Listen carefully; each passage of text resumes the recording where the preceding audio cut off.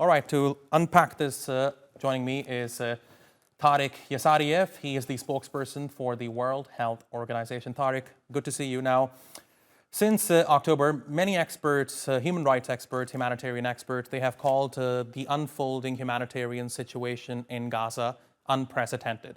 And the same experts say that an unprecedented humanitarian catastrophe requires an unprecedented response. Do you believe the World Health Organization's response to the unfolding disaster in Gaza is unprecedented? Well, what we are doing is the best we can to try to support hospitals that are still functioning, to support health workers that are doing heroic job trying to provide health services. Unfortunately, the situation is such that we do not have unimpeded access to provide the support we can. We do not have that humanitarian space that is needed for not only WHO, but all the other humanitarian partners to provide so much needed assistance. We really keep repeating that, first of all, health facilities, patients, health personnel, ambulances should never be a target. We should have a full and immediate access to health facilities. But at the end of the day, what is really needed is a ceasefire. Yesterday, there was a joint appeal of more than a dozen humanitarian organizations, including WHO, saying this is enough. We need a ceasefire and we need a humanitarian space because the suffering of people of Gaza should stop.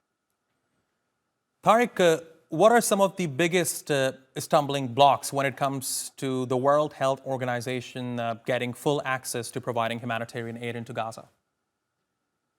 Well, first of all, what is getting inside Gaza is nearly not enough. And that's especially we talk about here food, petrol, because people are hungry. Now, the other big issue is moving these things from within Gaza to places where we want these supplies to go. We try on a daily basis to go to those 12 out of 36 hospitals that are still functioning, and some of them are in the northern part of Gaza. Unfortunately, often we do not get security clearance, so we don't get permission to move.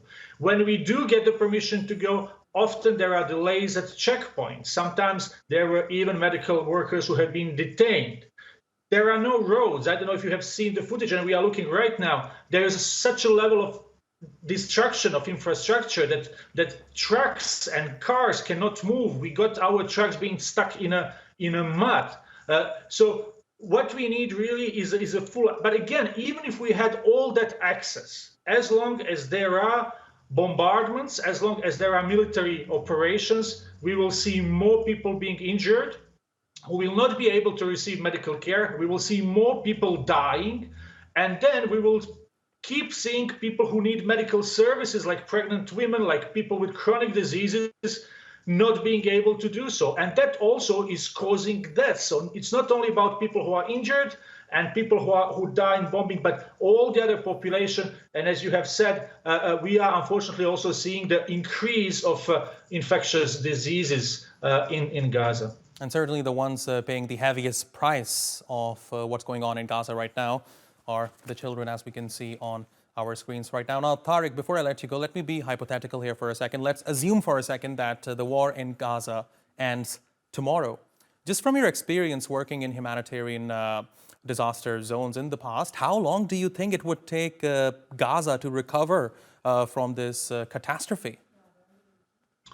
Well, it is difficult to put really the number of days, months, weeks. But what we know is that Gaza has qualified and trained health workforce. These health workers would be able to come back to their place of work if hospitals are rebuilt, if there is enough of medical material being there.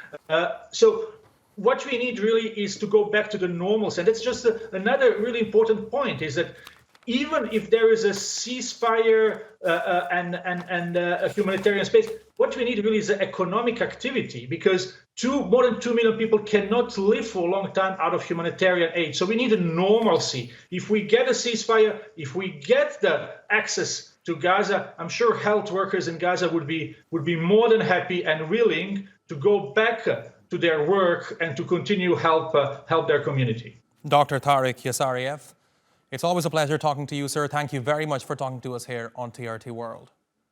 Thank you.